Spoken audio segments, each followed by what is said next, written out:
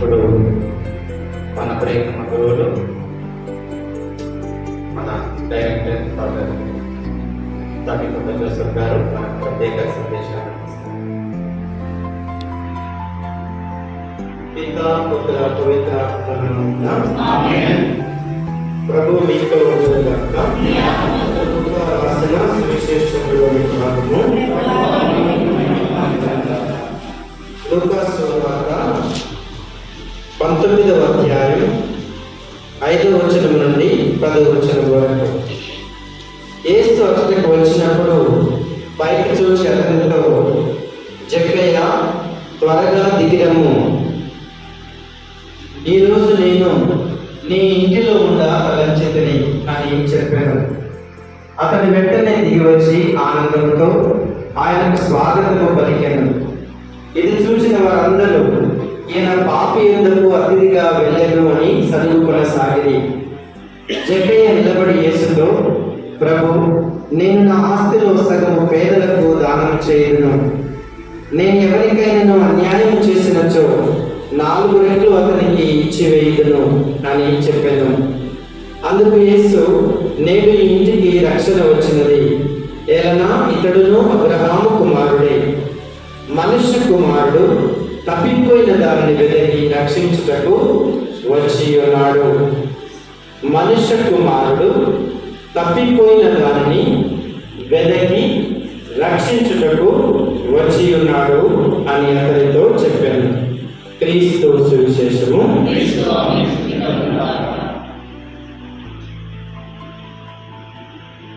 ప్రియమైన దేవుని సేవకులు, ముఖ్యంగా వేదిక మీద ఉన్న Jyoti madam garu, coordinator Sudhakar, animators team leader John garu, కేటగిస్టుల టీమ్ లీడర్ కృష్ణపూర్ గారికి, మరి నా ముందున్న ఆనిమేటర్స్ పెద్దలు ఉన్నారు, చిన్నవాళ్ళు ఉన్నారు, స్నేహితులు ఉన్నారు, ఆత్మీయులు ఉన్నారు, అందరికీ కూడా క్రీస్తు పేరుతో వందనాలు తెలియజేస్తున్నాను. శ్రీమూర్తులు కూడా ఉన్నారు, వారికి కూడా ప్రత్యేకమైన వందనాలు తెలియజేస్తున్నాను. నేను తీసుకున్న అంశము ఇక్కడ పాస్టర్ డైరెక్టర్గా అనగానే ప్రార్థనలో ఉండి ఆలోచిస్తున్నాను, నేను వెళ్ళి ఏం చేయాలి. అప్పుడు దేవుడు నాకు ఇచ్చిన మాట లూకాసు వార్త 19:10వ వచనం, మనుష్య కుమారుడు తప్పిపోయిన దానిని వెతికి రక్షించుటకు అందరినీ. యేసు ప్రభు ఎలా అయితే పరలోకం నుండి దిగి వచ్చి ఆయన తప్పిపోయిన జక్కయ్య లాంటి ప్రతి ఒక్కరిని ఆయన వెతికి ఎలా రక్షించాడో, రక్షిస్తున్న క్రమంలో నిందలు, అవమానాలు, ఈయన పాపుల యొద్దకు వెళ్తున్నాడు, పాపుల వద్దకు అతిథులుగా వెళ్తున్నాడు అని చెప్పారు. దీన్ని మీరు సీరియస్గా ఆలోచించండి. ఇది మీకు తెలియని వాక్యం కాదు, మీకు బోధించండి కాదు. మీరు ఏం వెతకాలో, మనందరం ఏం వెతకాలో వాక్యానుసారంగా మీరు ధ్యానం చేయండి. అప్పుడు మీరే పోగొట్టుకున్నారో అది మీకు దొరుకుతుంది. చాలాసార్లు అనుకుంటాం, ఎన్నో ఉండేటివి ఎన్నో పోగొట్టుకున్నాం, అవి లేవు కదా అని మీరు అనుకుంటుండవచ్చు. మొట్టమొదటిగా మీరు ఆయన రాజ్యంలో నీతిని వెతకండి, అన్ని సమకూర్చబడతాయని రాయబడి ఉంది.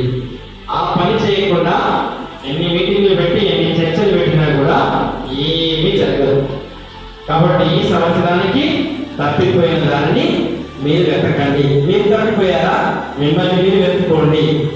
ఇంకా మన సంఘంలో ఏమైనా తప్పిపోయారా, దాన్ని వెతకండి. అప్పుడు మీకు అన్నీ కూడా దేవుడు సమకూరుస్తాడు.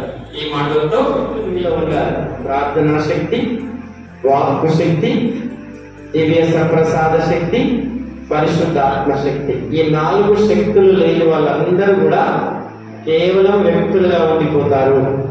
ఈ 4 శక్తులు ఉన్న వాళ్ళు మరొక శక్తిగా మారి పనికిరాని రాయి మూలరాయి అయినట్లు పేతురు, పౌలు ఎలా అద్భుతాలు చేశారో మీరందరూ కూడా అద్భుతాలు చేయగలరు.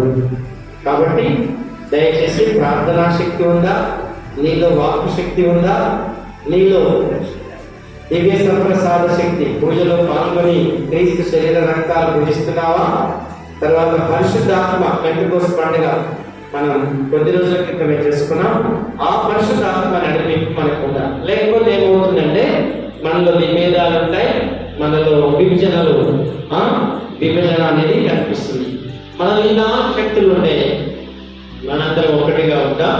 ఆ ఒకటిగా ఉంటే మనం ఏదైనా చేయగలుస్తూ ధన్యవాదాలు తెలియజేస్తూ నాకు ఇచ్చిన ఈ స్వాగతానికి గాను, మీరు చేస్తున్న ప్రార్థనకి గాను, సహకారానికి గాను నేను ముందుగానే మీకు వందనాలు తెలియజేస్తూ ఆ ప్రభు నాతో కలిసి మేమందరినీ నడిపించాలని తన ఆత్మశక్తి ద్వారా మనస్ఫూర్తిగా కోరుకుంటూ మిమ్మల్ని దీవిస్తూ దేవుడు ఈరోజు ఈ ప్రార్థన కూటమిని ఆశీర్వదించాలని మనస్ఫూర్తిగా కోరుకుంటూ ముగిస్తున్నాను. గట్టిగా చెప్పండి.